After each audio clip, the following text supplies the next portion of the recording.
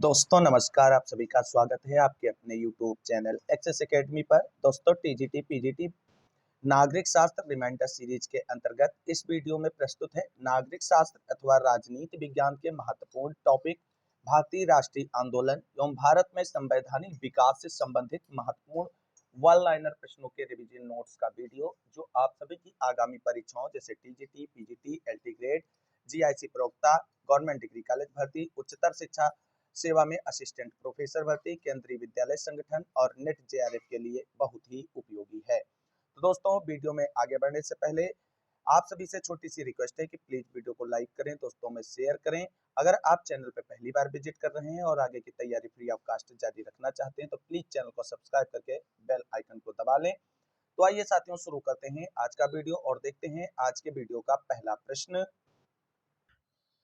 तो आज के वीडियो का पहला प्रश्न है कि गांधी जी ने पहली बार हथियार के रूप में भूख हड़ताल का इस्तेमाल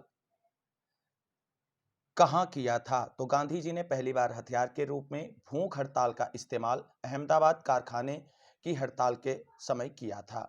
अब आप सभी लोगों के लिए प्रश्न है कि गांधी जी ने प्रथम बार सत्याग्रह का प्रयोग भारत में किस आंदोलन में किया था? इस प्रश्न का आंसर आप सभी को कमेंट करके बताना है।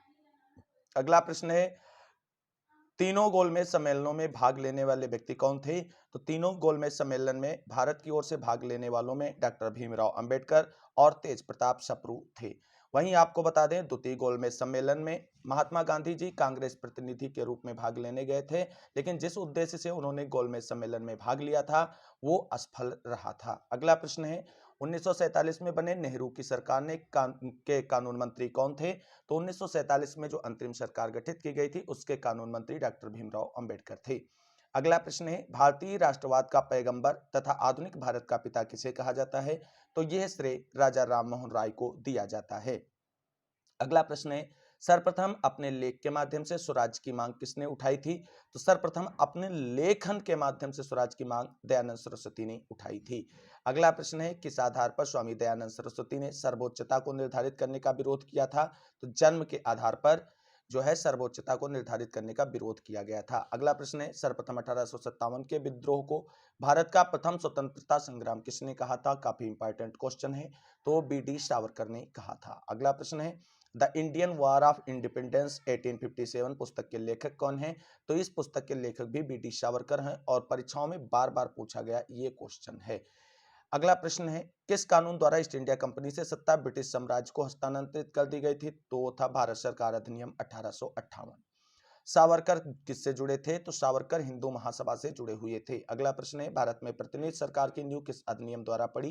तो भारत में प्रतिनिधि सरकार की नींव भारतीय परिषद अधिनियम 1861 के द्वारा पड़ी। अगला प्रश्न है जब वर्नाक्युलर प्रेस एक्ट पारित किया गया तब भारत का गवर्नर जनरल कौन था? तो उस समय भारत का गवर्नर जनरल लॉर्ड लिटन था।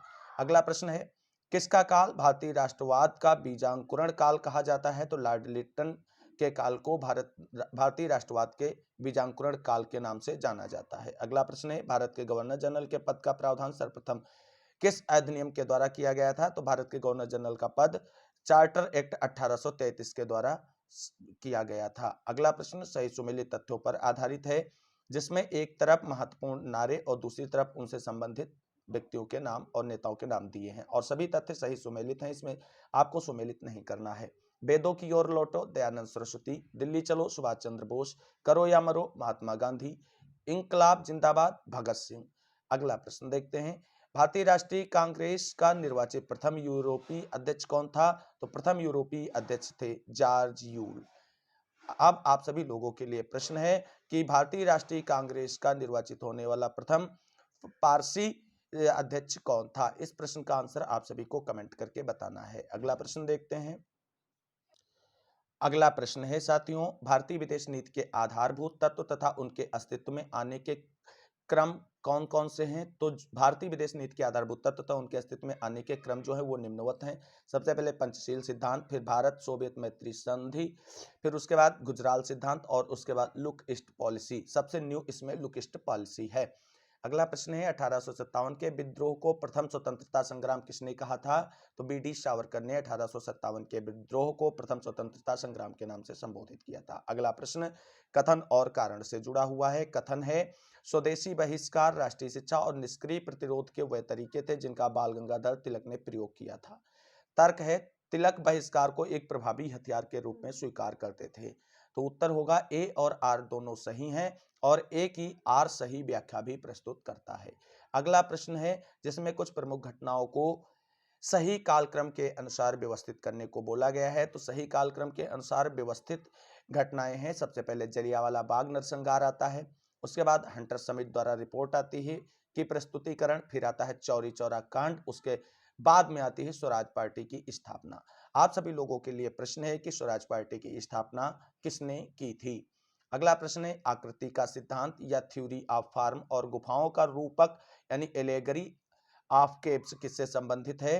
तो आकृति का सिद्धांत यानी थ्योरी ऑफ फॉर्म और एलेगरी ऑफ केव्स जो है ये प्लेटो से संबंधित है।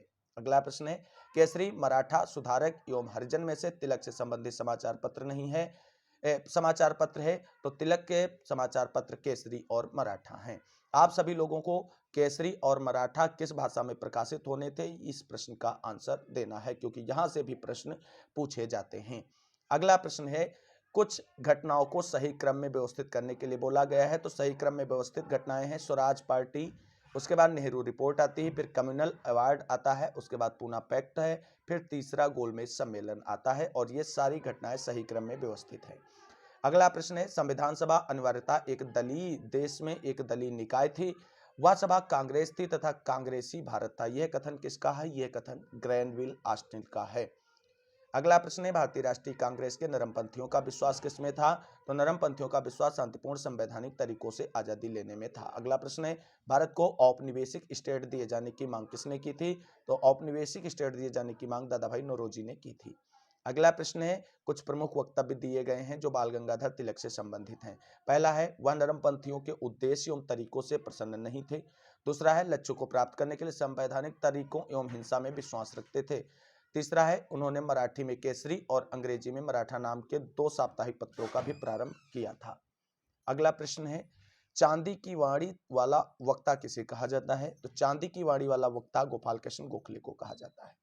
अगला प्रश्न है, गांधी जी द्वारा अपना राजनीतिक गुरु किसे माना गया है। तो गांधी जी के राजनीतिक गुरु गोपाल कृष्ण गोखले थे। अगला प्रश्न है, गोपाल कृष्ण गोखले अखिल भारतीय कांग्रेस समिति के अध्यक्ष कब बने। तो 1905 ईस्वी में बने थे।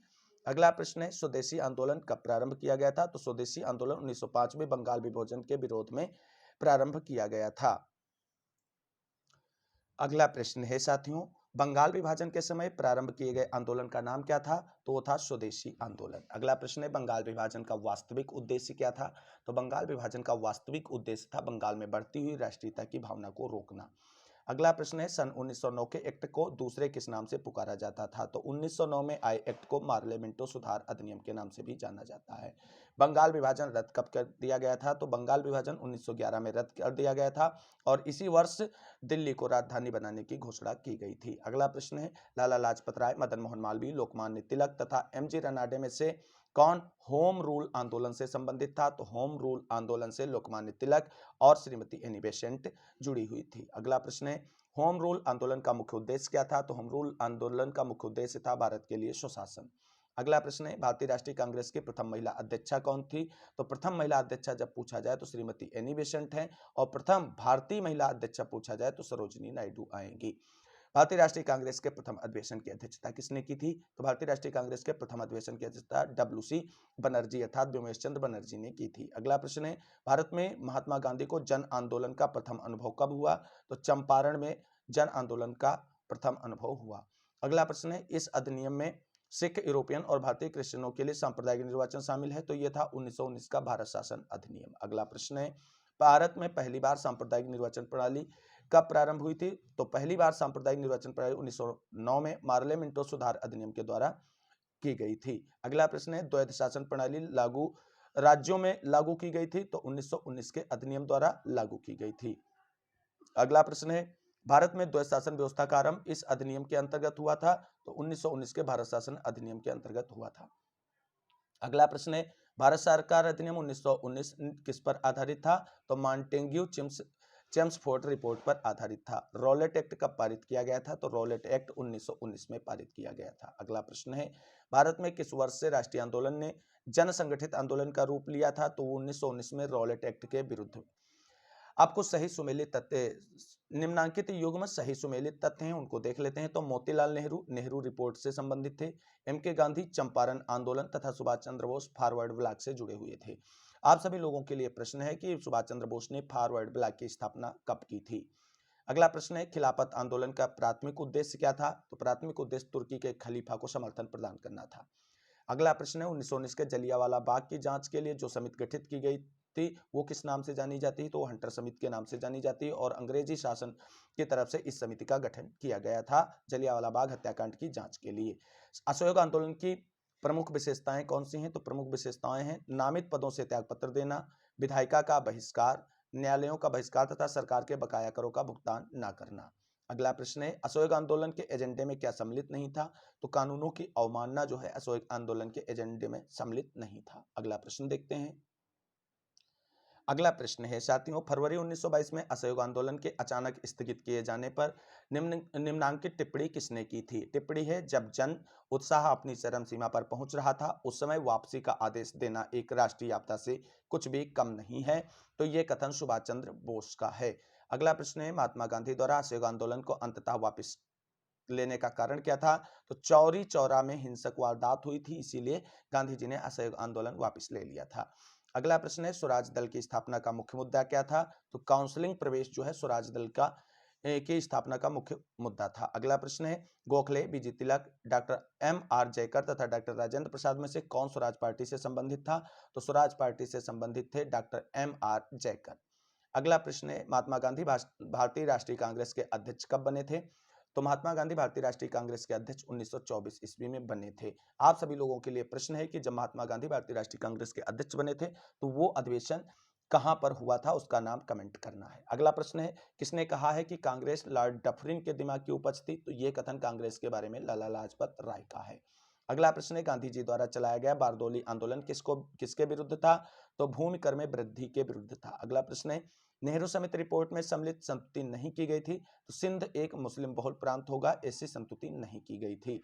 अगला प्रश्न है, संघीय शासन, निदेशकता सिद्धांत, मौलिक अधिकार तथा मौलिक कर्तव्य में से किसे नेहरू समिति रिपोर्ट 1928 के स्रोत से भारत के संविधान में समाविष्ट किया गया है?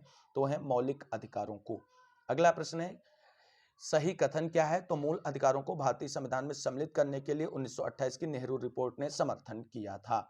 अगला प्रश्न है, कांग्रेस ने अपने पूर्ण स्वराज के उद्देश्य को किस वर्ष में निर्धारित किया था? तो 1929 के अधिवेशन में यह निर्धारित किया गया था।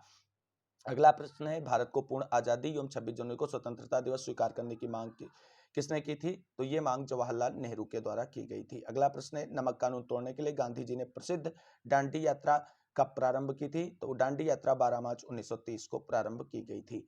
अब कुछ प्रमुख घटनाएं दी गई हैं जो अपने ही सही सुमेलित तथ्यों के रूप में है, कालक्रम के अनुसार व्यवस्थित की गई हैं। तो नेहरू समिति रिपोर्ट आती है 1928 में, पूर्ण स्वतंत्रता की घोषणा 1929 में की गई, सविनय अवज्ञा आंदोलन 1930 में चलाया गया और भारत छोड़ो आंदोलन 1942 ईस्वी में शुरू हुआ था। अगला प्रश्न है, पूना समझौता पर हस्ताक्षरकर्ता कौन थे? अर्थात इस प्रश्न को इस प्रकार से भी पूछा जा सकता है कि पूना समझौता या पूना पैक्ट किन दो लोगों के बीच हुआ था? तो पूना पैक्ट गांधी जी और अंबेडकर के मध्य हुआ था। अगला प्रश्न है, गांधी जी के नमक सत्याग्रह की तुलना नेपोलियन की पेरिस यात्रा से किसने की थी? तो सुभाष चंद्र बोस ने की थी। अगला प्रश्न है, भारत में एक पृथक स्वतंत्र मुस्लिम राज्य के विचार को सर्वप्रथम किसने प्रस्तुत किया? तो मोहम्मद इकबाल ने प्रस्तुत किया था। अगला प्रश्न है, सविनय अवज्ञा आंदोलन के अनंतर गढ़वाल पलटन के जवानों ने जिस स्थान पर प्रदर्शनकारियों पर गोली चलाने से इनकार कर दिया था वो कौन सा था? तो वो था पेशावर। 1932 के सांप्रदायिक पंचायत का विरोध किसने किया था? तो मोहनदास करमचंद गांधी ने किया था। महात्मा गांधी के अनुसार अहिंसा कितने प्रकार की है? तो महात्मा गांधी के अनुसार अहिंसा 3 प्रकार की है, वंसा, वाचा, कर्मणा। मनसा, वाचा और कर्मणा। अगला प्रश्न है, गांधी के स्वराज की अवधारणा थी? तो गांधी के स्वराज की अवधारणा सुशासन थी। अगला प्रश्न है, गांधी और नेहरू के विचारों में भिन्नता थी किंतु वह जिस अवधारणा को स्वीकार करते थे वह थी पंथ निरपेक्ष समाज की आवश्यकता। अगला प्रश्न देखते हैं साथियों। अगला प्रश्न है, डॉक्टर अंबेडकर कितने गोलमेज सम्मेलनों में सम्मिलित हुए थे? तो डॉक्टर भीमराव अंबेडकर तीनों गोलमेज सम्मेलनों में शामिल हुए थे। गांधी इरविन समझौता कब हुआ था? तो गांधी इरविन समझौता मार्च 1931 में हुआ था और अगला प्रश्न है, प्रांतीय स्वायत्तता का प्रावधान किस अधिनियम के तहत किया गया था? तो 1935 के भारत शासन अधिनियम के तहत किया गया था। अगला प्रश्न है, भारत सरकार अधिनियम 1935 ने क्या व्यवस्था की थी? तो भारत सरकार अधिनियम 1935 ने भारतीय संघीय व्यवस्था का प्रबंधन किया था। अगला प्रश्न है, संघ सरकार द्वारा राज्यों को आदेश देने का विचार भारत के संविधान निर्माताओं ने कहां से प्राप्त किया है? तो 1935 के भारतीय शासन अधिनियम से प्राप्त किया है। अगला प्रश्न है, अंबेडकर ने स्वतंत्र मजदूर दल की स्थापना कब की थी? तो 1936 ईस्वी में की थी। अगला प्रश्न है, भारत की संविधान सभा में अखिल भारतीय दलित वर्ग संघ के सदस्य के रूप में कौन शामिल हुआ था? तो जगजीवन राम शामिल हुए थे। अगला प्रश्न है, 1936 में किसने कहा था गांधीवाद जैसी कोई चीज नहीं है? तो यह कथन महात्मा गांधी का है। अगला प्रश्न है, सुभाष चंद्र बोस ने कांग्रेस के अध्यक्ष पद के लिए कब चुनाव लड़ा? तो 1938 हरिपुरा अधिवेशन के लिए लड़ा था। आप कुछ घटनाओं का ऐतिहासिक कालक्रम दिया गया है जो काफी इंपॉर्टेंट है।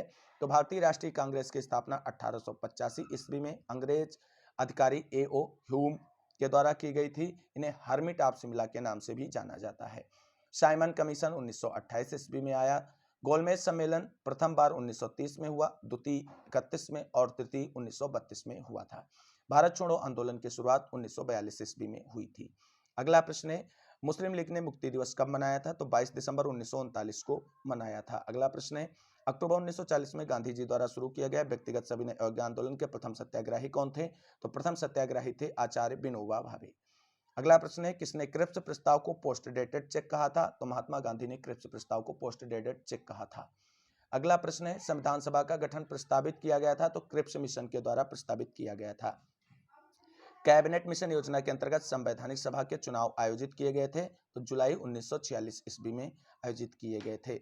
अब कुछ प्रमुख घटनाएं और उनके समय वायसरायों के नामों से जुड़ी हुई तथ्य दिए गए हैं जिनको डिस्कस करते हैं।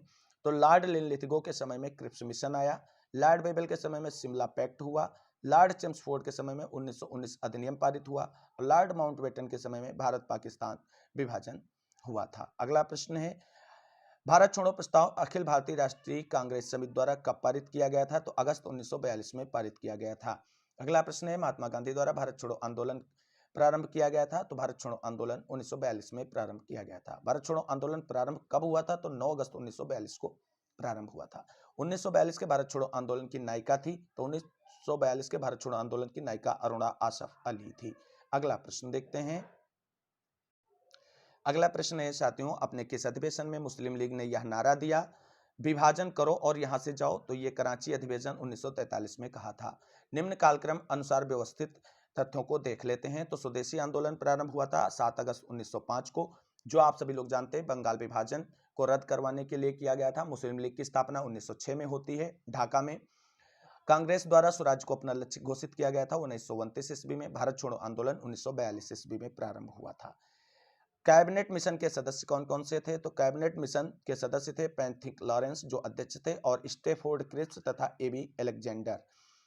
कैबिनेट मिशन भारत कब आया? तो 24 मार्च 1946 को आया था। वह स्थान जहां नौसेना ने 1946 में भारत में ब्रिटिश शासन के विरुद्ध खुला विद्रोह कर दिया वो था बंबई, अर्थात जिसे मुंबई भी कहते हैं।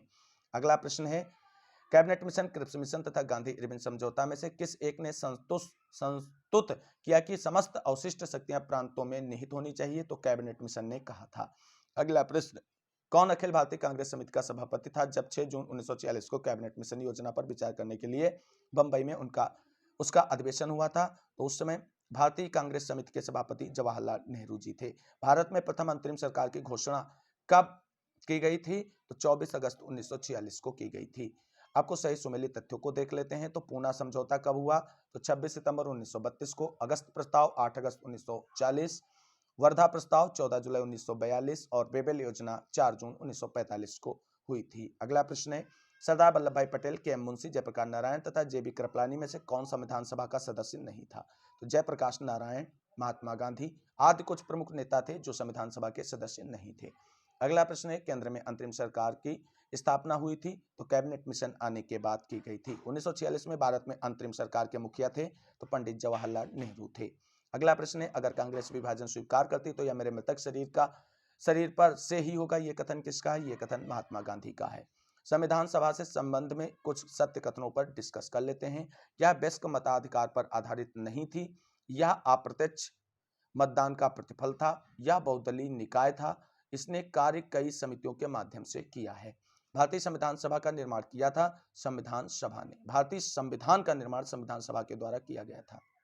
अगला प्रश्न है, जवाहरलाल नेहरू द्वारा प्रस्तुत उद्देश्य प्रस्ताव को संविधान सभा ने पारित किया था तो 22 जनवरी 1947 को। अब आप सभी लोग बताएं कि संविधान सभा के समक्ष पंडित जवाहरलाल नेहरू के द्वारा उद्देश्य प्रस्ताव कब प्रस्तुत किया गया था, उस डेट को आप सभी लोग कमेंट करके आंसर दें। संविधान सभा का गठन किस योजना के द्वारा किया गया था, तो संविधान सभा का गठन कैबिनेट मिशन योजना के द्वारा किया गया था। अगला प्रश्न है, भारत में संविधान सभा का निर्माण किस योजना के अंतर्गत हुआ था, तो मंत्रिमंडल मिशन या कैबिनेट मिशन ही कह सकते हैं। भारतीय संविधान सभा यानी कॉन्स्टिट्यूएंट असेंबली की स्थापना कब हुई थी, तो वर्ष 1946 ईस्वी में हुई थी। अगला प्रश्न है साथियों, कौन सी योजना के प्रस्ताव से संविधान सभा की स्थापना हुई, तो द कैबिनेट मिशन प्लान। भारतीय संविधान निर्मात्री परिषद की प्रथम बैठक कब हुई थी, तो 9 दिसंबर 1946 को हुई थी। और भारतीय संविधान सभा के अध्यक्ष कौन थे, तो स्थायी अध्यक्ष थे डॉक्टर राजेंद्र प्रसाद। और 9 दिसंबर 1946 को होने वाली भारतीय संविधान सभा की पहली बैठक की अध्यक्षता डॉक्टर सच्चिदानंद सिन्हा ने की थी, जो अस्थायी अध्यक्ष थे। भारतीय संविधान बनने में कितना समय लगा था, तो ये बहुत ही आसान क्वेश्चन है। भारतीय संविधान बनने में 2 वर्ष 11 माह 18 दिन लगे थे। भारत के संविधान को अंगीकृत कब किया गया था, तो अंगीकृत किया गया था 26 नवंबर 1949 को। वहीं भारत के संविधान को अंगीकृत और स्वीकार करने की डेट भी यही रहेगी। अगला प्रश्न है, भारत के संविधान सभा की पहली बैठक कब हुई थी, तो 9 दिसंबर 1946 को हुई थी। संविधान सभा के अंतरिम अध्यक्ष कौन थे, तो डॉक्टर सच्चिदानंद सिन्हा थे, जिन्हें अस्थायी अध्यक्ष घोषित किया गया था। और इसलिए इनको अस्थायी अध्यक्ष घोषित किया गया था क्योंकि ये संविधान सभा के सबसे बुजुर्ग या कह लीजिए सबसे ज्यादा ओवर एज व्यक्ति थे, नेता थे, इसीलिए इन्हें संविधान सभा का अस्थायी और अंतरिम अध्यक्ष नियुक्त किया गया था। भारतीय संविधान के लागू होने की तिथि, तो लागू हुआ था 26 जनवरी 1950 को। और अंगीकृत हुआ था कब, आप सभी लोग बताएं, नवंबर 1949 में। अगला प्रश्न है, स्वाधीन भारत के संविधान पर संविधान सभा के सदस्यों का हस्ताक्षर कब हुआ था, 24 जनवरी 1950 को। भारतीय संविधान को किसने अधिनियम बनाया, तो संविधान सभा ने। BT Krishnamachari, SC. Mukherjee, BN. Rao तथा के.एम. मुंशी में से कौन भारतीय संविधान सभा का सदस्य नहीं था, तो बी.एन. राव जो थे वो संविधान सभा के सदस्य नहीं थे। अगला प्रश्न है, भारतीय संविधान सभा में कुल कितनी महिलाएं थी, तो 15 महिला सदस्य थी। संविधान निर्मात्री परिषद के वैधानिक परामर्शदाता कौन थे, तो बी.एन. राव थे। संविधान सभा का विधिक सलाहकार कौन था, तो विधिक सलाहकार भी बी.एन. राव थे। भारत के संविधान निर्मात्री सभा का कानूनी सलाहकार, विधिक सलाहकार, वैधानिक परामर्शदाता सभी कुछ बी.एन. राव महोदय थे।